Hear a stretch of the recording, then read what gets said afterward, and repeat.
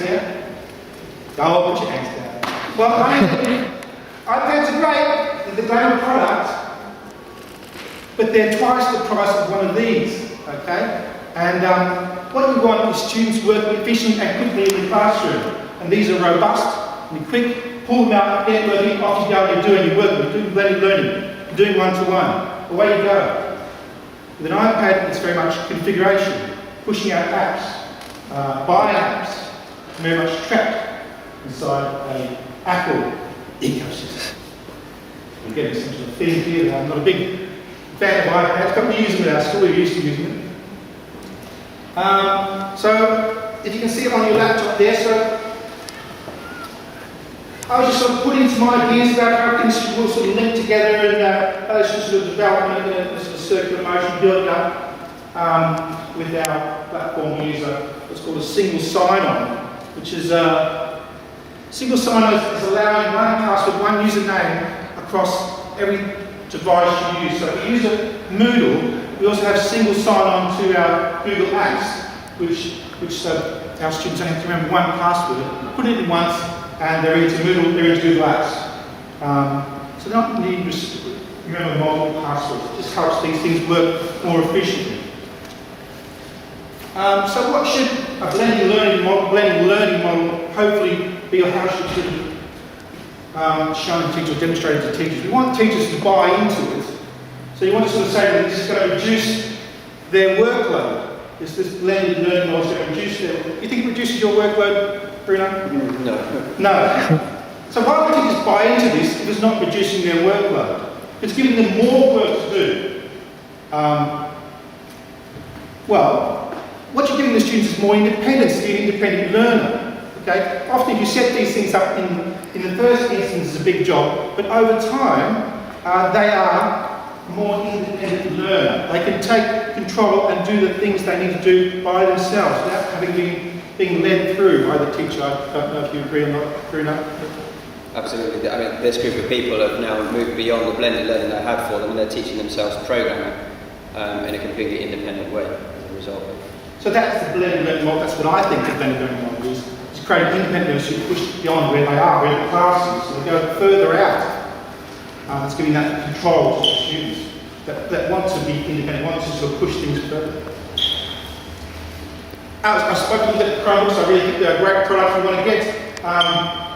IT into a school, quickly get your wireless up, get your broadband up, get a few Chromebooks, away you go. Great product. So get some of those. So as I said, this is our solution: learning platforms, Moodle, Google Apps integrated, notebooks, laptops, iPads. That's our bit of our Moodle. You can see the link to the Google Apps on the side there. They're all integrated once you log in. You click on Gmail, on Google Drive, click on sites. We use sites, so I use sites, so I've got powerful for resources. So, advantage of Google Apps, forms are incredibly powerful for submitting work, gets it all in the spreadsheet so quickly, all the details are there.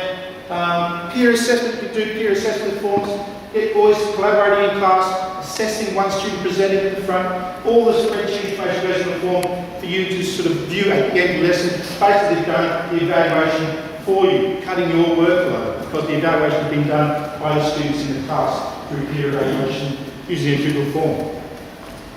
Great for feedback on lessons as well.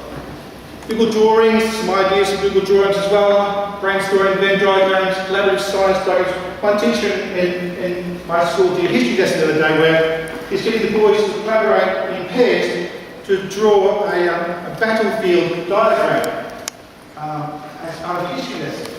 Fascinating idea to use Google Drawings where students can collaborate on a Google site together and do the battle plan together and learn about history at the same time. Sites great for portfolios, collaboration spaces. A couple of things in there like Google extensions, save Google Drive is a very nice extension to save pictures to Google Drive, insert them in your presentations, again the research tool, also very, very powerful.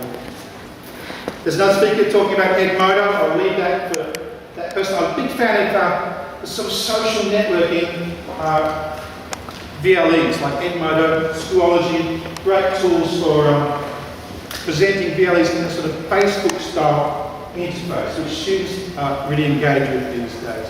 Much more so than I think than Moodle and a lot of the other VLEs out there. These Facebook-style social networking VLEs are very, very powerful. That's what it looks like. Schoology is another one. That's what it looks like. That was a Schoology discussion we did in class about whether the age in Facebook should be lowered down to under 13. A great discussion tool. There's a video there. You can watch that when you get a chance. Podcast on Google, EdReach podcast, podcast, get a chance to listen to that. These links will be, this is another presentation. And back to the basic foundations of developing a blended learning one-to-one program. So these are sort of key building blocks I'd like to emphasise to you today. Thanks very much.